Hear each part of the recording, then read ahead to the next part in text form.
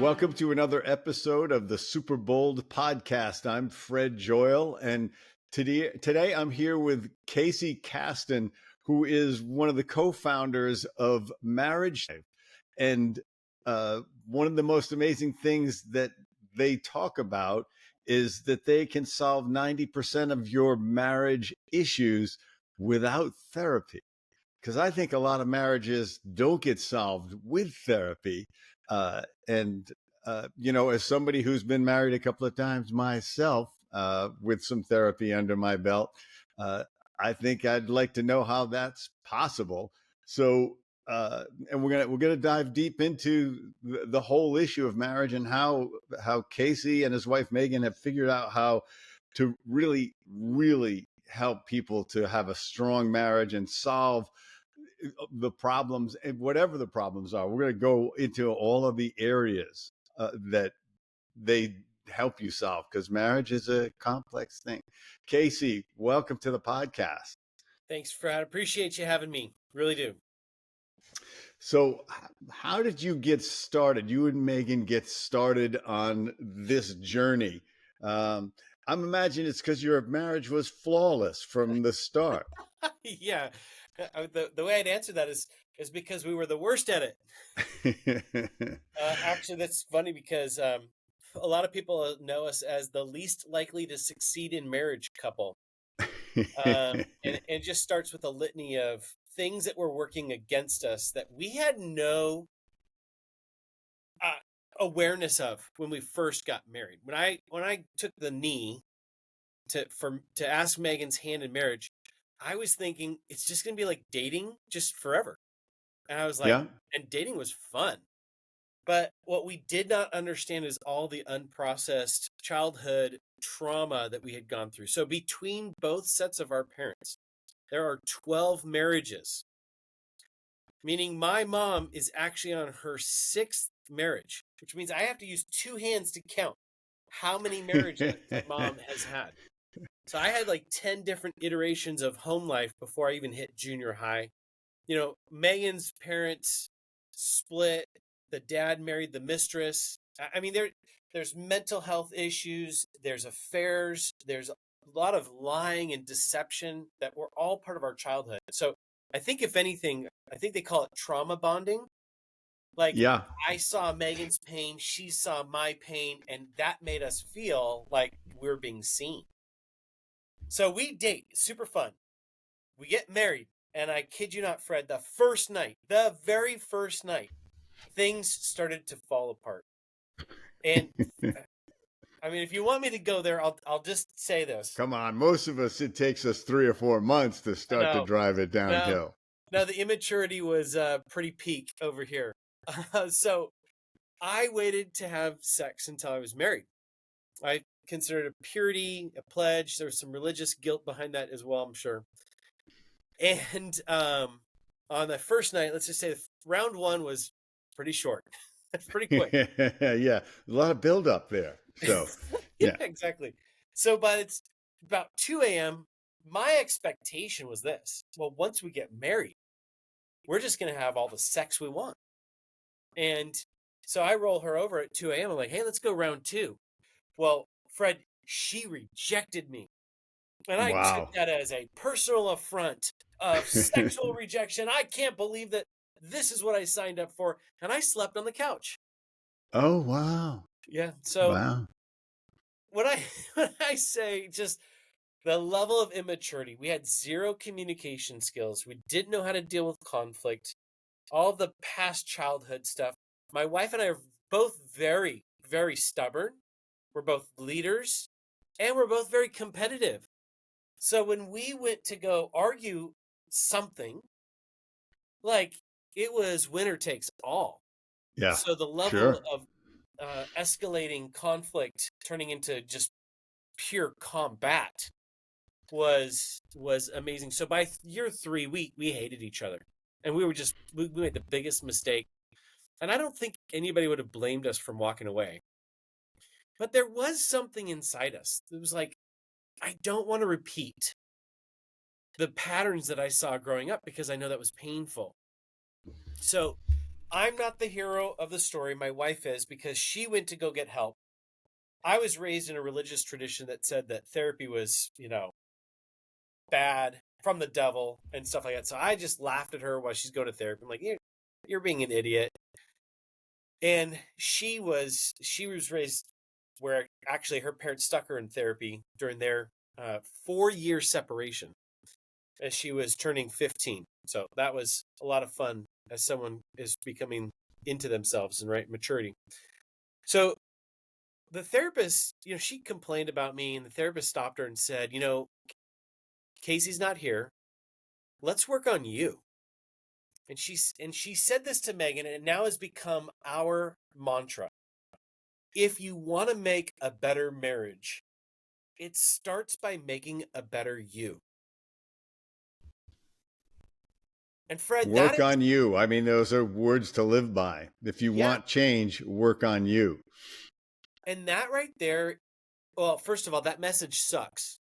Yeah, Because the only thing that we want to do in our that's marriage not is good say, news or it's not anything good like news. No, that. because you just want to say, well, my partner needs to change. It's all their fault. Yeah. But, what we've discovered is marriage is actually one of the greatest institutions of creating maturity in ourselves, because we have to confront some of our own negative thought patterns. We have to deal with normalizing some of the trauma, hood pain, and stuff like that. And actually, that message of if you want to make a better marriage, make a better you, is so empowering, because I can actually work on my marriage without my spouse. Because the only person that we have control over is ourselves. Despite all the effort to control the other person, Oh, and it's Megan's but as you say, it's empowering. I want to reiterate this point because yeah. it's so accurate and important, is that it's empowering when you realize that it is in your control, because you can work on you, and that's completely in your control, whereas nobody else is anywhere in your life. You can try all you want to change and control all sorts of other people, but it's coercion, it's not cooperation. Well, and Fred, you've written about confidence, and I love that. And I have to say, we speak about confidence as well, because when you can start to work on yourself and see the change happening within yourself, that is a huge boost of confidence. And the way we kind of see confidence is this word, the confidence, obviously, the Latin fidere is the word trust, like fidelity, or banks, usually talk about, you can trust us to hold your money. But how could you trust yourself if you don't first know yourself? And I think in today's American culture, we busy ourselves, we distract ourselves, we numb out, we seek to escape in a lot of different ways, and we don't create space to really get to know ourselves.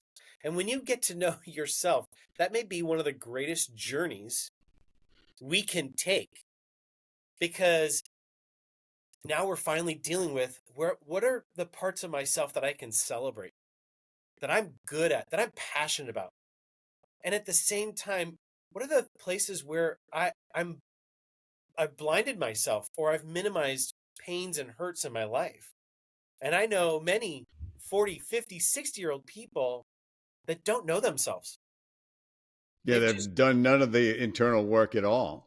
right. um, And that's yeah. so, that's so important. If you want to move from a place of insecurity to confidence, that requires time to think and to start working on yourself. Now, I think when you're working on yourself, it's not just an issue of awareness, but then you're actually starting to resource and, like, let me get knowledge, let me get wisdom and understanding.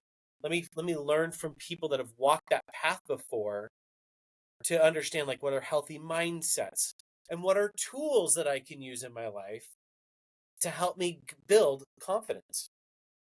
And it takes boldness to say, Ooh, I need work. I need help and actually do something, because that's the other thing. And when I talk about confidence and boldness, boldness is about doing something.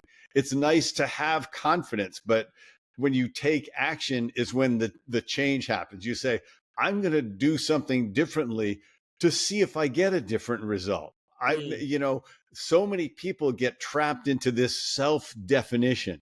It's like, you could say you're stubborn, right? As a personality trait, but it's a behavior that you have. hmm Yeah. It's a fear-based holding of your ground, basically, because it terrifies you that you might be wrong, which of course is ridiculous, right? We all are so worried that we might be judged as imperfect, when how could we be anything but? Mm.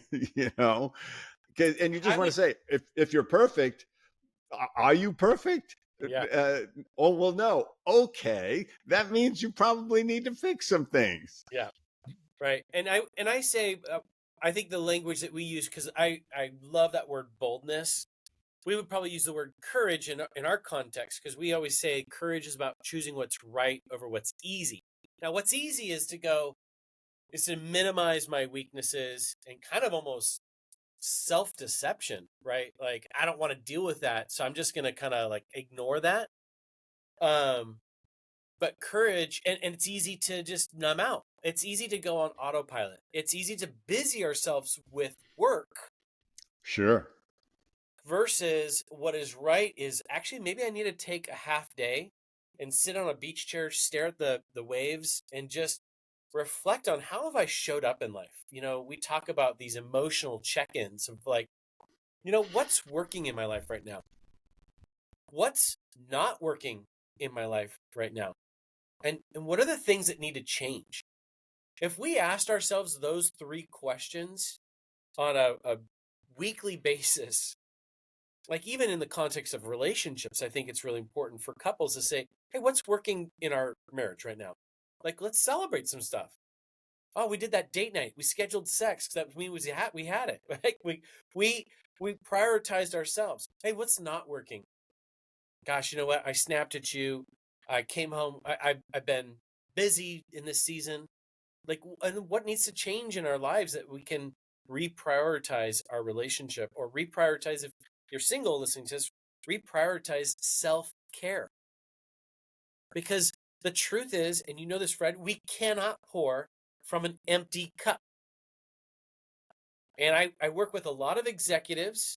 I work with a lot of top performing athletes, professional athletes, that just they want to dump all their energy into this one area of their life, and then other things are breaking apart, especially in relationships, and it's hard for them to show up on court fully focused. It's hard for them to show up in the boardroom fully focused when they have this noise sitting in the background and they're actively trying to ignore it so they can stay focused in the moment.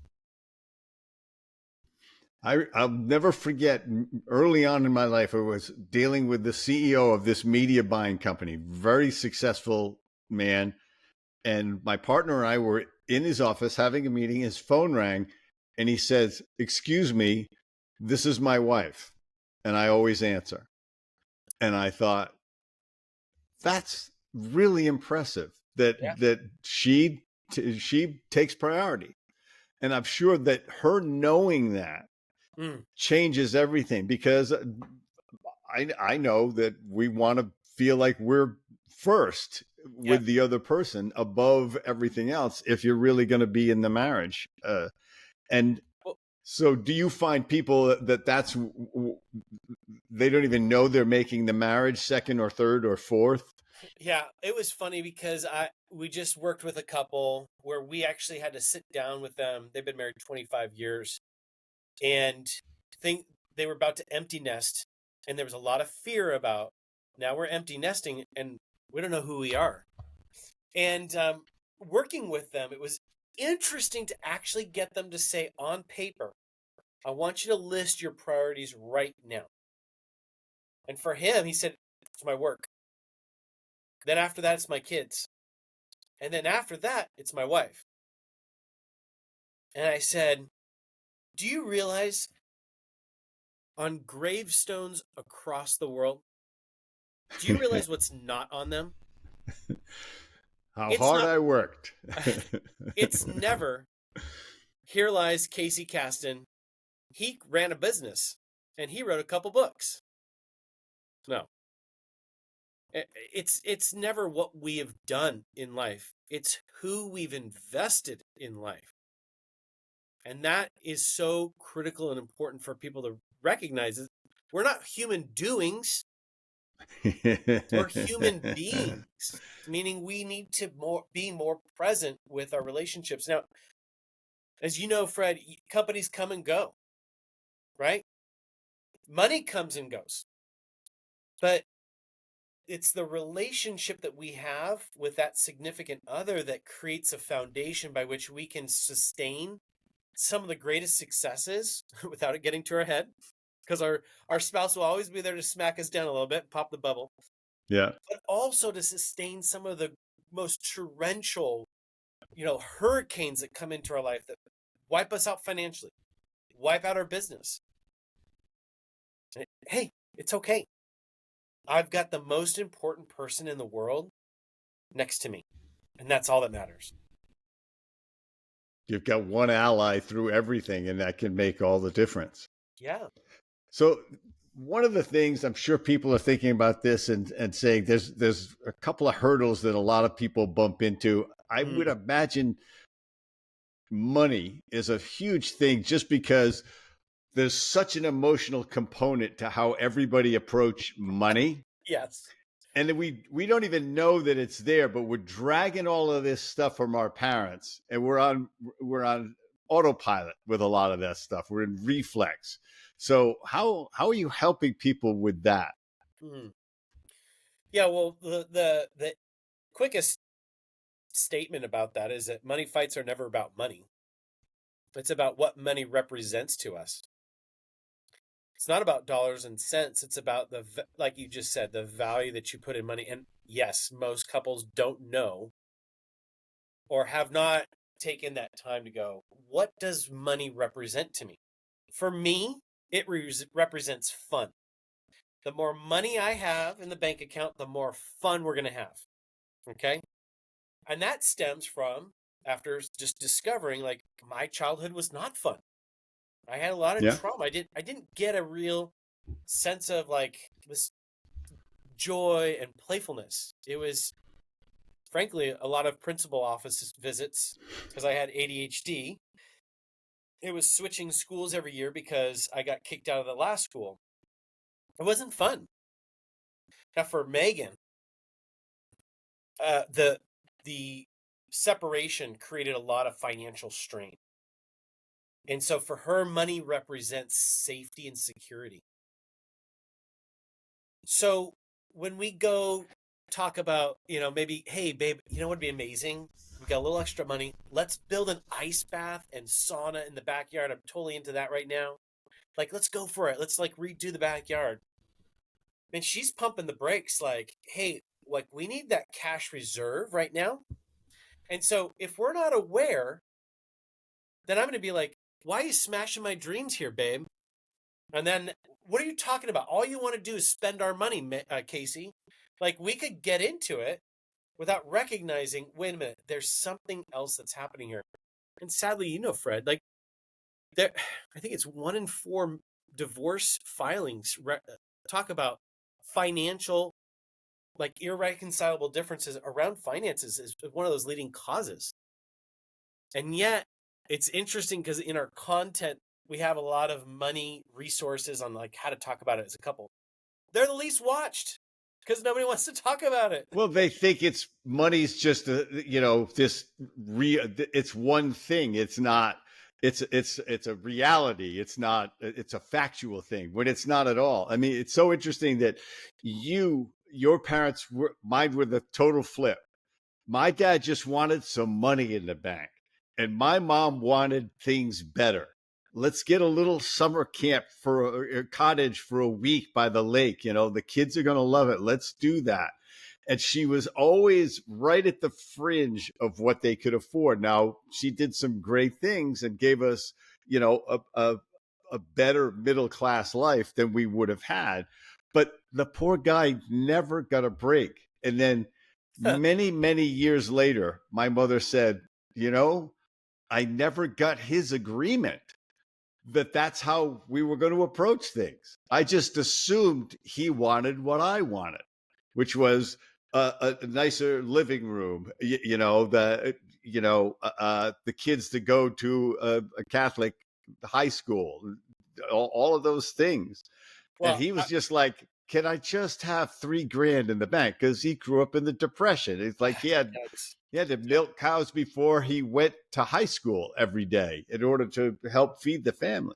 I was talking about maybe more of the extreme, but talk about weaponizing just even the finances. We were working with a multi-million-dollar couple, and his complaint was she just spends money all day long.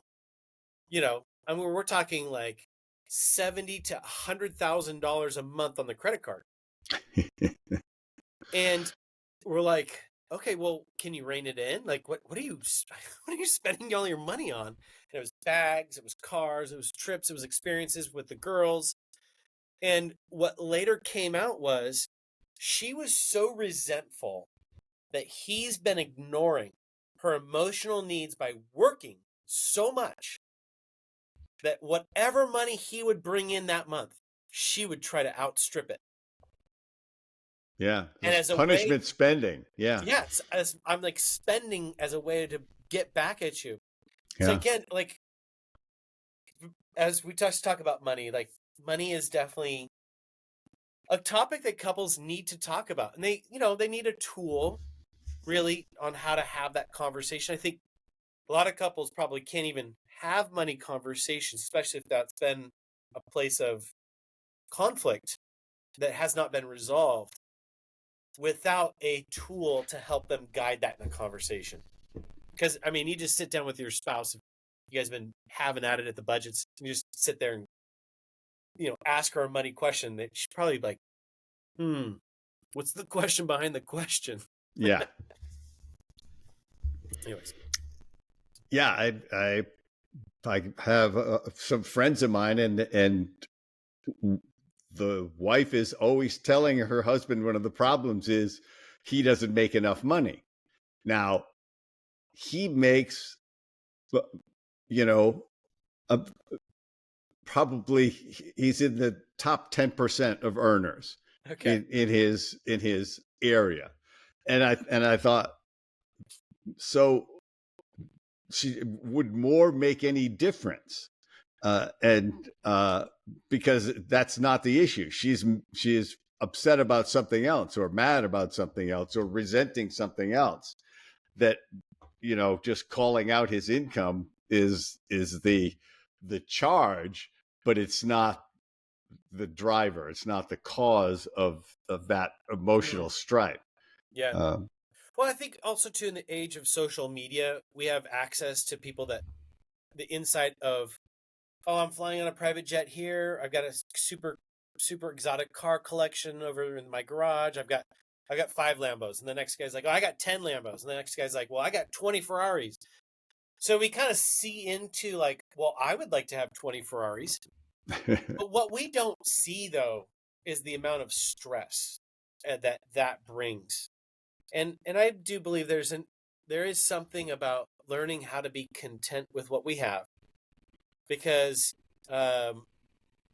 what was the joke is like, what is the rich man never say? What does a rich man never say? Enough. I need more. I need more. Yeah. Then you got to insure the stuff, and then you got to maintain the stuff, and then that just becomes a stress of itself. But we don't talk about that on social media. We just show the fancy car ride down the PCH or something like that. So, anyways. So obviously, one of the things that jumped out on me was that on your site, and it was an interesting fact, is that most marriages end in divorce those marriages are low conflict, not high conflict. Because most people say, well, of course these people are getting divorced, they're in high conflict all the time. Yeah. But the data really that you're putting out there is that it's people, the majority of people are in a low conflict marriage and they're getting divorced. Help me wrap my head around that. Yeah. Well, anger, right? Anger is a secondary emotion. We're usually typically angry because of something. And couples that express anger are coming from a place of like, there's some sense of injustice and I want to make it right. Or I'm upset because, this, it should be different. And usually that's because I want connection. I want you to be there for me emotionally. And I'm angry that you're not there. But we would say that the opposite of love, which is what they want, is not anger Hate or or hate. anger.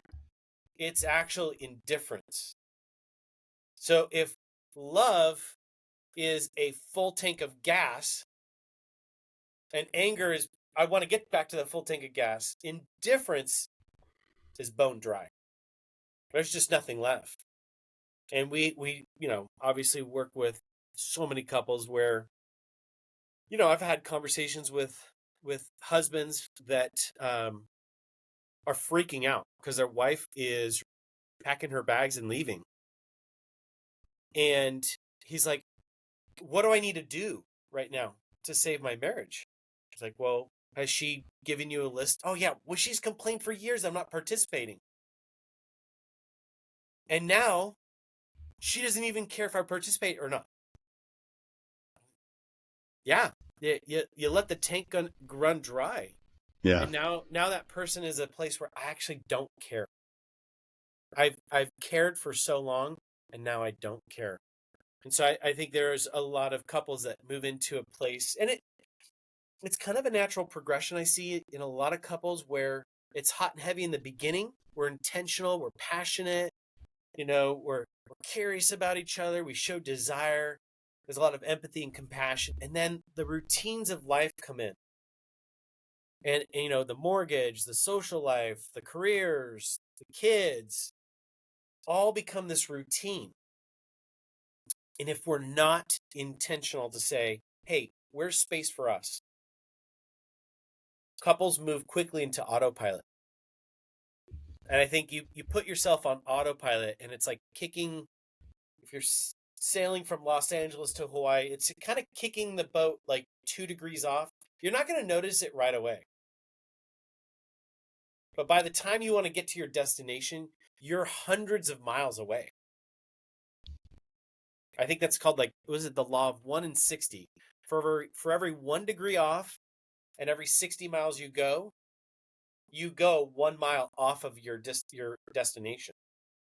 So you kind of put your relationship on autopilot. You're not going to experience it right away. It's not going to happen within the week. It's not going to even happen with a month. But no, it's below that noticeable yeah, difference. It's nothing. There's nothing drastic about it. It's yeah, all incredibly gradual. yeah. Uh, It's but then insidious. all of a sudden you're there. You don't care. Yeah, Yeah. yeah.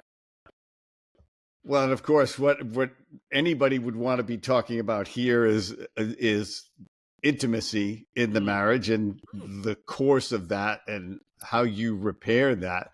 Uh, that's a struggle for most marriages, I would think. Yeah, yeah. Especially if you've gone a couple years and you got a couple kids under you.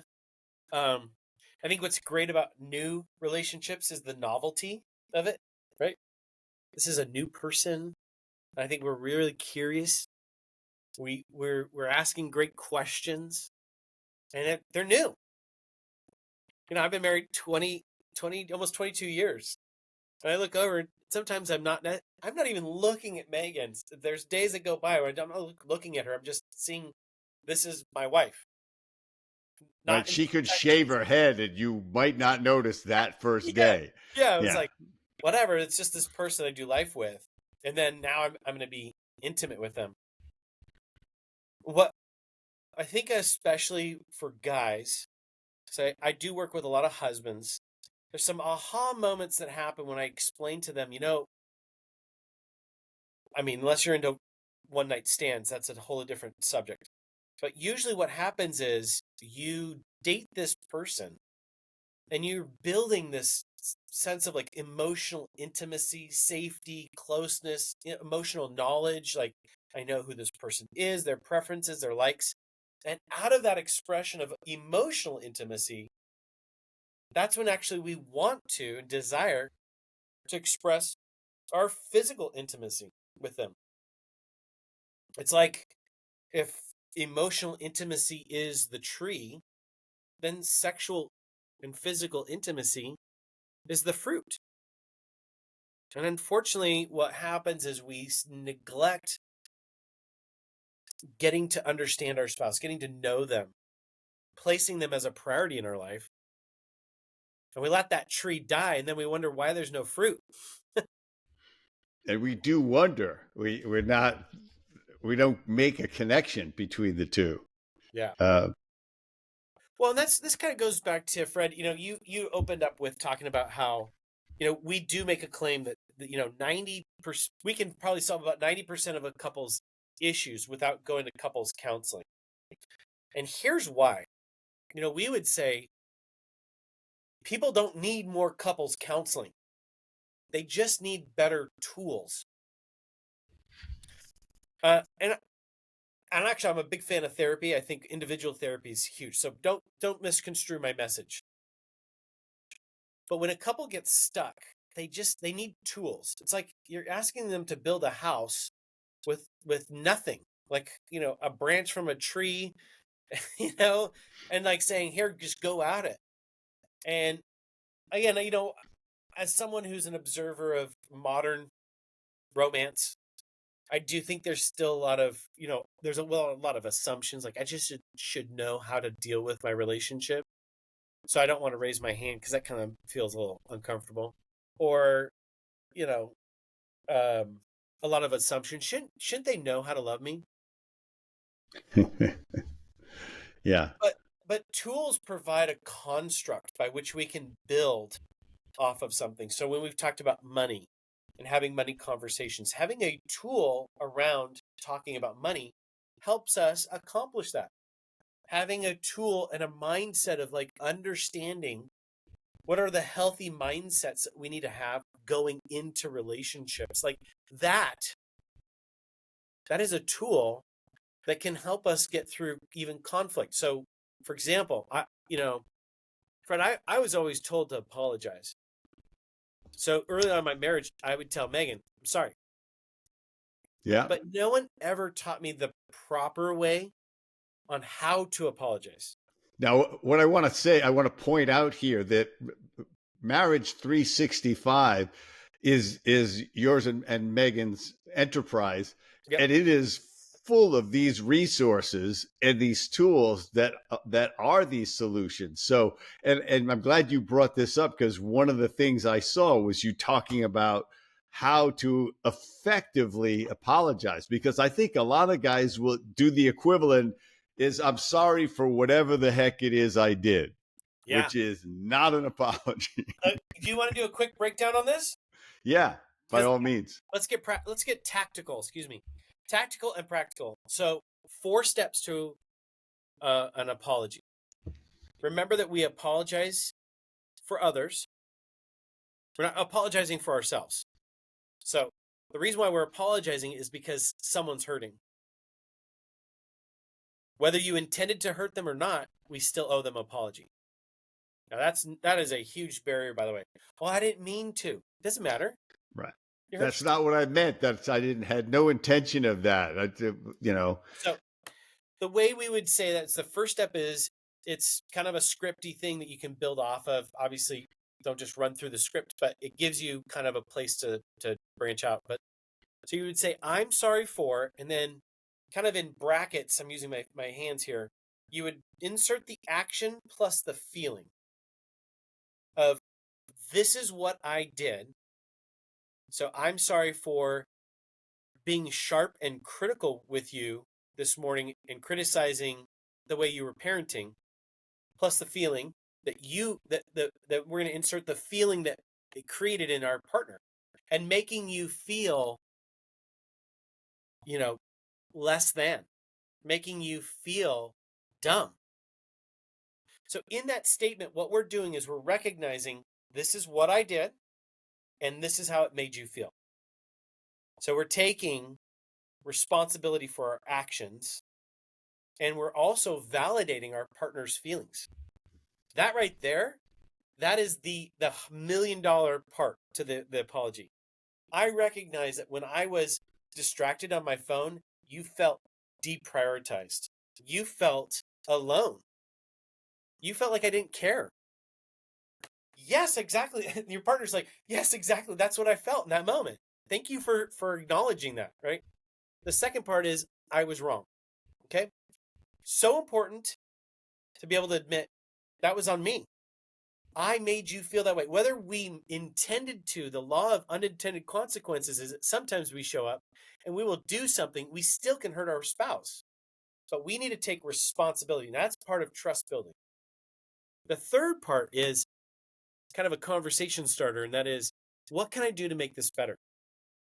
You're actually asking, like, how can I rebuild trust in your life? How can I actually make sure that we don't fall into that same rut again? We're on a date night and I had my phone out. That was on me because I made you feel deprioritized. What's kind of some boundaries we can have around the phone? And it really invites your partner in to say, like, these are maybe some new boundaries we go through. And then the last one is, of course, asking for forgiveness. Will you forgive me? Like, we're going to work on this boundary. Will you let go of that hurt so that we can be reconciled and restore our connection? Beautiful. Yeah. And I, as I often like to point out, it takes boldness to apologize, Mm-hmm.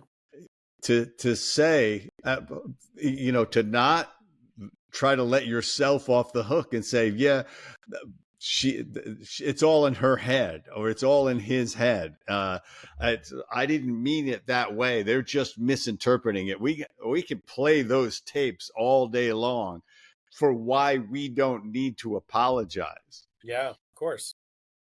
But it's, do you want the relationship or do you want to be right? Yeah. I love those And memes where you'll see the husband sleeping outside and it's like me enjoying some peace and quiet because I was finally I was right in the conflict, and they're like outside. yeah, I told her a thing Yeah, or I told two, her I get to sleep outside. It's good. So tell me more about how somebody can take advantage of Marriage 365. Well, thank you. Yeah, thanks, Fred. I appreciate that. So a couple of things. If you head over to marriage365.com, obviously we have a whole suite of really offerings that can hit couples at different places. If you're doing really well in your relationship, I really encourage you to pick up our new published book called 365 Connecting Questions for Couples. It's a question a day that sparks conversations of getting to know your partner. And as you know, we all long to know and to be known. This is kind of invites that to happen inside of a relationship. We offer marriage retreats. We've got a one coming up in 2025 in Irvine, California.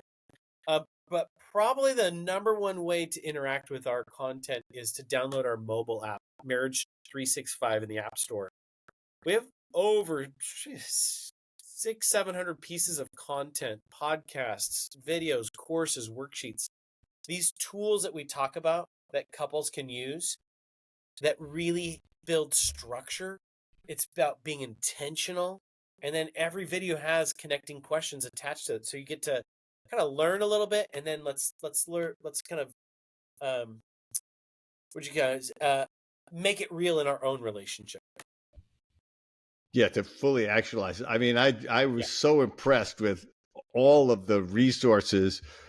You really touch on every area where the marriage is at risk and how to fix it. And that, one of the last things I want to ask you, which I thought was really fascinating, as somebody asked this, is what if you're the only one who wants to work on the marriage? That's great. Does that work? Yeah. So actually, Megan has a video that outlines There's like about 7 steps, 7 action items that you can do. And the video is actually called How to Work on Your Marriage by Yourself. Because oftentimes, and I would say rarely do both spouses wake up and go, oh, we should work on our marriage together. It's usually one that's recognizing, you know what, things aren't good. If I'm really honest with myself, we're not as strong as we could be. And I want to know, what can I do? And I love that, the idea that, when you start working on yourself, you live with no regret. You build confidence in yourself. And that kind of newness of showing up in a very different way creates a positive influence in the relationship that does transform into, oh, okay, making the marriage better. Yeah, I think because nobody wants a failed marriage. No. That's not a merit badge anybody's looking for. But yeah, like you say, like, I am at least doing all I can, and hopefully somebody will respond uh, at some point. And I think, like you say, it's not both people. A lot of times the marriage is coming apart because one person isn't noticing that the marriage is coming apart. Yeah. And so it's nobody, like you said, nobody's at the same starting gate trying to fix the marriage. Well, and Fred, you could probably talk to this because you shared about your own journey, but we've minimized the trauma that divorce brings. And maybe we've minimized it because it's so common, but divorce is trauma. And I always try to talk, if I'm going to talk a couple off the ledge, I go, you know what? Let's tease it out. You got kids. You're thinking, you know what? My spouse, whatever, they're deadbeat. I'm going to go find love in a new place. Well, then you're going to be in a place where you're going to be in a blended family. You want to talk about complicating your life? Having worked with hundreds of blended families and recognizing, like, your spouse you're going to find love, but you have no control of what spouse your partner may find, and then those become parents to your kids. It is beyond mind-boggling how complicated a blended family Yeah, life. what you're inviting to, what you're pretending won't happen. That Right. yeah. All because it's going to be easier for me to split the marriage up and find somebody else that's better. Yeah, fascinating. Well, Casey, thank you so much for this, and I think what you do is just a wonderful cause that you are Thanks. working on, because more healthy marriages just make for a better world, Mm-hmm. but also for a better life and better children. When you Mm-hmm. can actually be an example of how a marriage works, because how many of us had a marriage that didn't work? That was our only template to work from. So kudos to you and Megan, and thanks for doing this. And if you have any parting words for people or me, to get me on the right track. Well, I feel like I'm a person that loves to joke around. I have a lot of fun in life, and I feel like we had a pretty serious conversation, which maybe that's how I cope with some of the difficulties of dealing with relationships. But you know what? I just want to leave with this: marriage should be fun. Marriage should be enjoyment, and our kids, man. If you got kids, the kids never do what we tell them to do. They do what they see us doing. I say probably the biggest parenting advice I could ever say is show your kids what true love looks like. That is commits to loving each other in the good times and the bad, in sickness and in health, no matter what comes your way, for as long as you both shall live. That will be the biggest and greatest legacy and inheritance you can leave for your children. Well said.